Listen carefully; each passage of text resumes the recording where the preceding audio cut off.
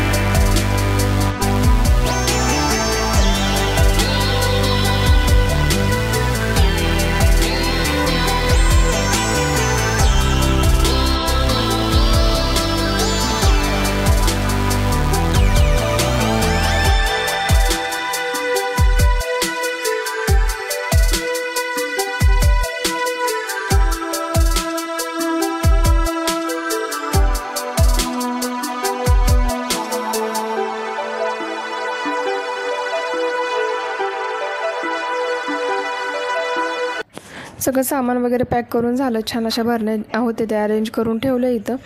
आणि मग कांदे साफ करायला घेतले, तर अशा व्यवस्थित पॅक करून ठेवलं, त्यामुळं ड्रायफ्रूट्स वगैरे पण खराब होत नाहीत. आणि कांदे पण आता पावसाळा चालू होतो आहे तर त्यामुळं कांद्याला अशी बुरशी येते. असा काळा असा पडतो बघा कांदा, किंवा विकत घेतला तर आधीच काळा असतो तसा. तर त्यासाठी पूर्ण आता जेवढी सालं निघत आहेत त्याची तर तेवढी काढायची. आणि असं पूर्ण बराचसाच कांदा होता तर तो सगळा पूर्ण साफ करून ठेवला मी. आणि थोडा हवेशीर ठेवायचा म्हणून मग बाहेरच इथं पॅक करून ठेवला. आणि याच्यात बराचसाच वेळ गेला, कारण कंटिन्यू बसता येत नव्हतं. तर दिवसभर थोडं करून असं मग सगळा पूर्ण कांदा साफ करून ठेवला.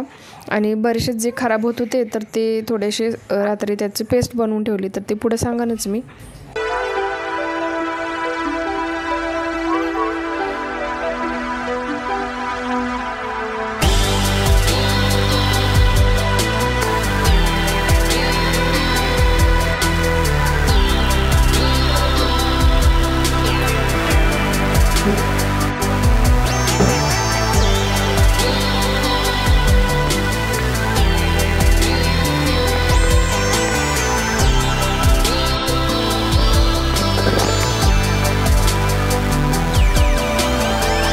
कांदे वगैरे सगळे साफ करून झाले. मग त्याच्यानंतर आता बरेचसेच कांदे होते मगाशीच म्हटलं, तर ते सगळे मी आता व्यवस्थित धुवून घेतले, कारण थोडेसे वरून काळे वगैरे होते.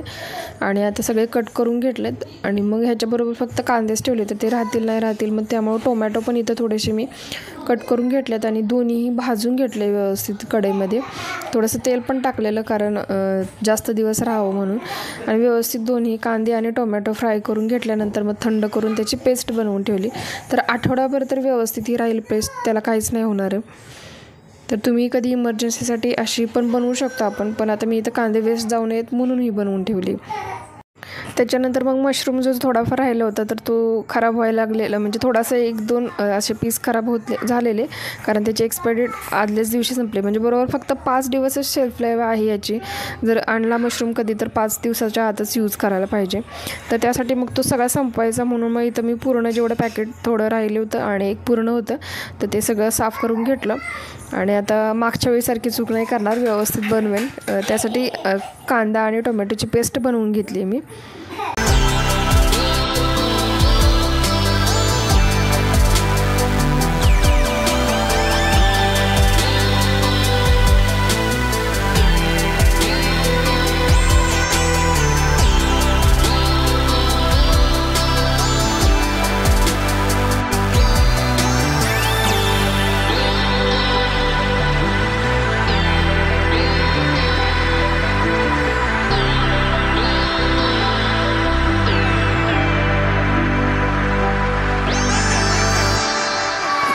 त्याच्यानंतर मग लगेच आता कट वगैरे करून घेतला आणि आता लगेच मशरूम जे आहे तर ती बनवून घेते. तर इथं तेल गरम करून ठेवलं आहे आणि ह्याच्यात थोडंसं बटर पण टाकलं आहे. तर तेलात थोडंसं बटर टाकलं की भाजीला छान चव येते. आता ह्याच्यात लगेच थोडंसं मग फोडणीचं सामान टाकणार आहे. तर डायरेक्ट आता पेस्ट बनवलेली होती मगाशी तर तीच टाकून घेते. खोबरं, तीळ, जिरे आणि कोथिंबीरची पेस्ट आधीच बनवून ठेवलेली होती मी, तर तीही मी ह्याच्यात थोडंसं वाटण टाकलं आणि आताच कांदा आणि टोमॅटोची पेस्ट. तर हे सगळं व्यवस्थित मिक्स करून घेतलं आहे आणि तेल सुटेपर्यंत भाजलं आहे. ह्याच्यात थोडासा गरम मसाला, हळद टाकून आणि थोडंसं तिखट टाकून मग लगेच भाजी जी होती तर ती फोडणीला देऊन दिली आणि छान झाली ती टेस्टी. मागच्या वेळी मी फक्त कट करून घेतले होते कांदा टोमॅटो तसाच कट करून घातला होता. तो पण नीट भाजला नाही त्यामुळे थोडीशी टेस्ट बिघडली होती, पण आज छान झाली ती टेस्ट.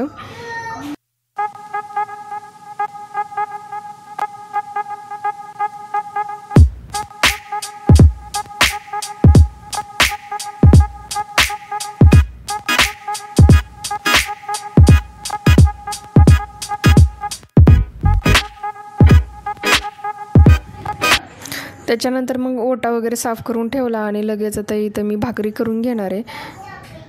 तर आता पोटामुळे मला खाली म्हणजे उठून बसता येत नाही. नाहीतर मी आधी खाली बनवायची मग वरती टाकायचे, कारण मला असं वरती परत घेऊन असं सपोर्टनी येत नाही. त्यामुळे आता मी ओट्यावरतीच इथं भाकरी टाकते.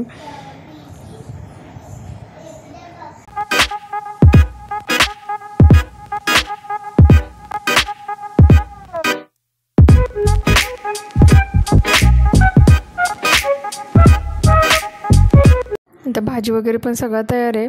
आता मी पटकन घेते जेवण करून आणि मग बाकीची पण कामं आहेत. तर संध्याकाळचं जेवण जरी झाल्यानंतर म्हणजे फक्त जेवणापर्यंत जेवणाच्या भांड्यापर्यंत काम राहत नाही, भरपूर बरंचंच असतं. आता पाऊस चालू झाला आहे त्यामुळे एका दिवसात कपडे सुकत नाही आहेत. तर कपडे सारखे 2-3 वेळ आलटून पलटून टाकावे लागतात. मग जेवण झाल्यानंतर लगेच आता इथं मी भांडी साफ करून घेतले आणि मग त्याच्यानंतर लगेच जे कपडे जे सकाळी सुकत टाकलेले होते तर ते ग्रिलवरती टाकलेले. पाऊस वगैरे नव्हता त्यामुळे थोडा पाऊस येतो कधी नाही येत, मग दिवसाचे थोडंसं ग्रिलवरती टाकले. रात्रभर तसेच ठेवले तर मग पाऊस आल्यानंतर सगळे भिजतील म्हणून मग आतल्या पूर्ण अशा दोरीवरती टाकावे लागतात. तर ह्याच्यातच बराचसाच वेळ जातो. तर आता तेच काम होतं.